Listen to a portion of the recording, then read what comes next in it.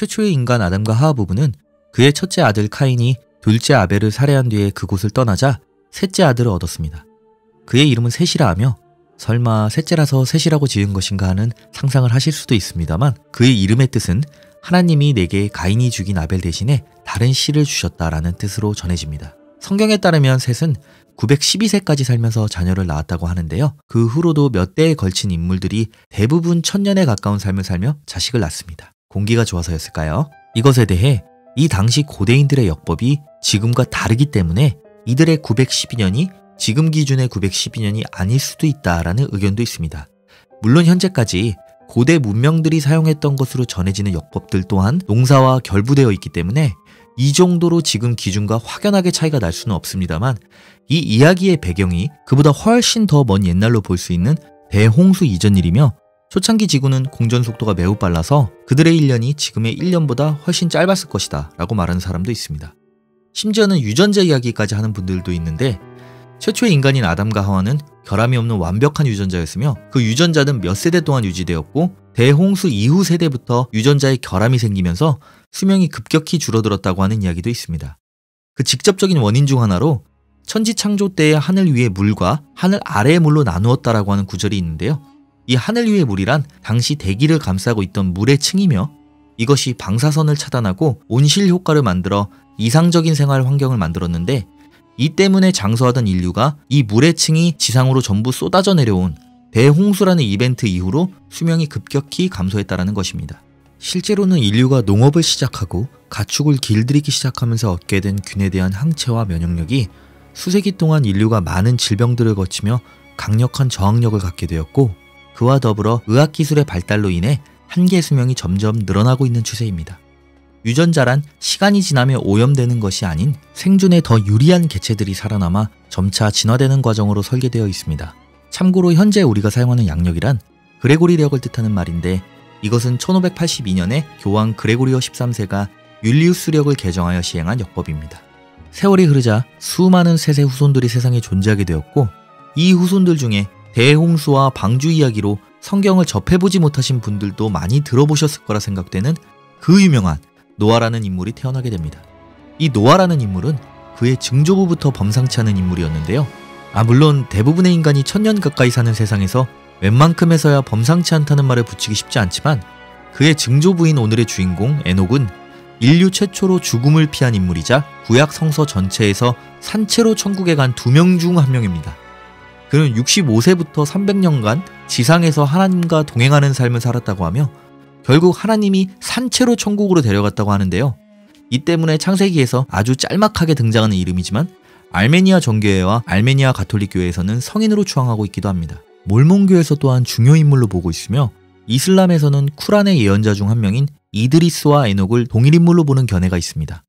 그가 야훼와 평생 함께했다는 동행이 어떤 것을 의미하는 것인지 어디에도 정확히 기술되어 있지는 않습니다만 원어에서는 그가 신과 함께 걸었다 라고 표현되어 있는 것으로 보아 동행이라는 표현은 적절한 번역이며 우리는 에녹이 야훼와 아주 죽이 잘 맞았다, 사이가 좋았다 이렇게 이해하셔도 무방할 듯 싶습니다.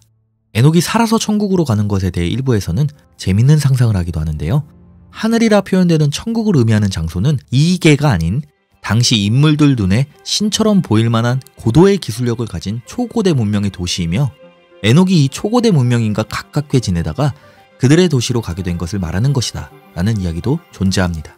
에녹이 세상에서 사라지기 전에도 여러 차례 천국에 방문한 적이 있다고 하며 이 경험을 책으로 남긴 것이 바로 에녹서라고 합니다. 현재 이 에녹서는 외경으로 분류되지만 신약 성서인 유다서에 이 에녹서를 인용한 구절이 존재하고 있는 것으로 보아 이 에녹서를 단순히 다른 외경들처럼 없는 자식 취급하는 것은 힘들어 보이네요.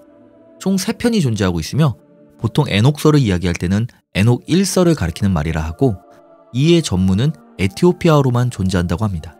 에녹 2서는 고대 슬라브어로만 남아있고 에녹 3서는 히브리어로 남아있다고 하는데요. 이 숫자들은 시리즈를 의미하는 것이 아닌 학자들이 단지 구별하기 위해 붙인 것이라고 합니다. 에녹 1서는 다른 기독교 종파와 달리 에티오피아 정교회에서는 인정되고 있다고 하며 더불어 참된 지식으로 구원을 얻을 수 있다는 영지주의에서는 영지주의 문헌으로 여기고 있다고 합니다. 성경에는 네피림이라는 흥미로운 종족이 존재하는데요. 이들의 탄생에 대한 자세한 이야기가 바로 이 에녹서에 기록되어 있습니다. 우선 창세기 6장 4절에 당시의 땅에 네피림이 있었고 그 후에도 하나님의 아들들이 사람의 딸들을 취하여 자식을 낳았으니 그들이 용사라 고대의 유명한 사람이었더라 하는 구절에서 시작되는데요.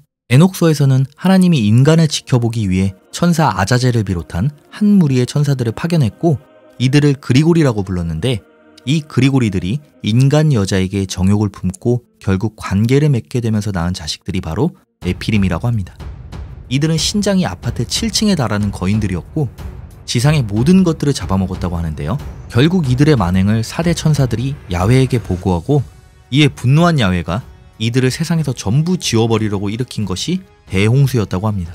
그 뒤 4대 천사들이 출동하여 그리고리의 우두머리 아자젤을 사막 지하에 봉인시키고 홍수에 살아남은 네피림들을 서로 상잔하도록 유도해 멸망시켰다고 합니다. 그러나 이때 완전히 멸족된 것은 아닌지 이후 시대에 간혹 후손이 등장하기도 합니다. 그중 하나가 그 유명한 거인 골리앗이죠. 비슷한 존재로 후에 아낙이라는 거인족이 구약 성서 여러 곳에서 등장하기도 하는데요. 민수기에서 히브리인들이 야훼의 명령으로 가나안 점령전을 시작하기 전 정탐꾼을 보내는데요. 이 정탐을 다녀온 이들이 겁을 먹고는 이렇게 이야기합니다. 거기서 네피림의 후손인 아낙 자손의 거인들을 보았다. 우리는 스스로 보기에도 메뚜기 같으니 그들이 보기에도 그와 같았을 것이다. 가톨릭의 차동엽 신부를 비롯한 기독교의 여러 곳에서 이 네피림 이야기에 대해 창세기에서 말하는 그들의 아버지인 하나님의 아들들이란 신앙인을 뜻하는 것이며 사람의 딸들은 비신앙인을 뜻하는 것이고 신앙인이 비신앙인들과 결혼을 하여 신앙을 잃게 되었다는 사실을 비유로 표현한 것이다 라고 심오하게 해석하기도 하는데 이것은 인간과 천사의 혼종이나 거인 이야기가 등장함으로써 그들이 신성시하는 성경의 무게가 마치 판타지 소설같이 조금 가벼워질 수도 있는 것에 대한 경계에서 비롯된 확대 해석이라 생각합니다. 사실 창세기나 민수기, 신명기, 여호수아와 같이 여러 구약 성서에 등장하는 네피림에 대한 언급은 그렇게 심오하게 꽈서 들을래야 들을 수 없이 그 존재가 너무나 분명하고 명확하게 표현되어 있기 때문이죠.